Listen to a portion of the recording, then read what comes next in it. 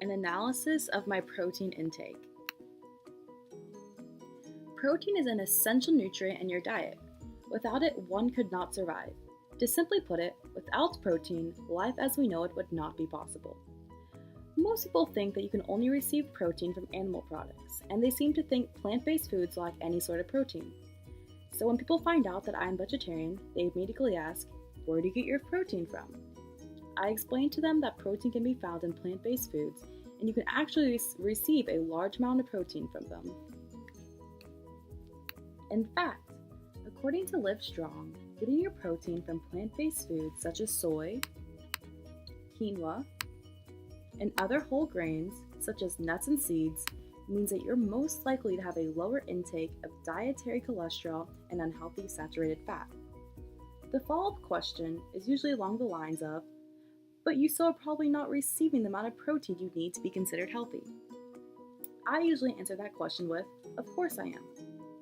But in reality, I honestly don't know if I was receiving the amount of protein I needed. This simple question was the basis for my research. I wanted to know if I was getting enough protein as a vegetarian. For my method, I had to conduct an experiment. I needed to mimic what I normally eat in a day as a vegetarian. I decided to eat a strict 2 meals a day for a week. To make it easier to calculate my protein intake, I stuck to foods provided at the Texas State Dining Halls, since they provide all the nutrient facts on their website. First, I needed to calculate how much protein I specifically needed in a day. According to Healthline, the DRI dietary reference intake is 0.8 grams of protein per kilogram of body weight, or 0.36 grams per pound. After making my calculations, I needed 41.4 grams of protein in a day to be considered healthy. So I went along my week eating 2 meals a day at the Texas State Dining Halls. I tried not to be biased by not intentionally choosing foods I know that contain a lot of protein. After the week was over, I recorded the protein every food I ate that week and recorded the results. These are my results. On day 1, I ate a veggie sandwich that was 16.4 grams of protein. And then I went to Wood Street and got a cheese pizza that was 26 grams of protein, totaling at 42.4 grams of protein that day. On day 2, I had an asado tofu burger that contained 33 grams of protein. And then I had a veggie burger that was 15 grams of protein, totaling at 48 grams of protein in day 2. For day 3, I ate a vegetarian wrap that was 22 grams of protein. Then I ate pasta with Alfredo sauce that contained 25 grams of protein, totaling at 47 grams of protein that day. For day 4, I had a tofu salad that was 28.2 grams of protein, and then I had tomato soup with tomato caprese that was 29 grams of protein, totaling at 52.2 grams of protein in that day. On day 5, I had an Asiago cheese bagel that contained 15 grams of protein. I then went to Sono and got a veggie burrito that contained 20 grams of protein, totaling at 35 grams of protein that day. On day 6, I had a garden burger that contained 17 grams of protein.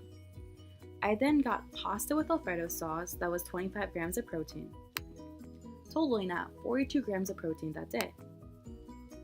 On my last day, I got a veggie sandwich that was 16.4 grams of protein. Then I went back to Wood Street Pizza and got another cheese pizza that was 26 grams of protein, combining with 42.4 grams of protein that day. Looking at my results, I successfully met my minimum protein requirement each day except for day 5. On day 5, I was only 6.4 grams of protein short. After further looking at my error, I noticed I had a small meal earlier in the day. My lack of appetite is where I fell short in achieving my goal of 41.5 grams of protein. A solution to this problem is quite easy. I could have easily imported a small snack to fill my daily requirement. After further investigation, I learned that Americans actually believe that they need to receive more protein than they need. In fact, according to My Food Diary, consuming too much protein may be harmful to the body. High amounts of protein in the diet put stress on the kidneys and liver, as I try to dismantle and dispose of the extra protein. In conclusion, my meatless diet supports my theory that you don't need meat to get a decent amount of protein to be considered healthy. According to Livestrong, a 2010 review in Nutrition and Clinical Practice reports that individuals following vegetarian diets have lower body mass indexes, lower blood cholesterol levels, and lower blood pressure than non-vegetarians. Furthermore, I believe I most likely do consume a little more protein than what I presented due to the fact that I am not always eating food provided at Texas State, and I frequently snack on small amounts of food.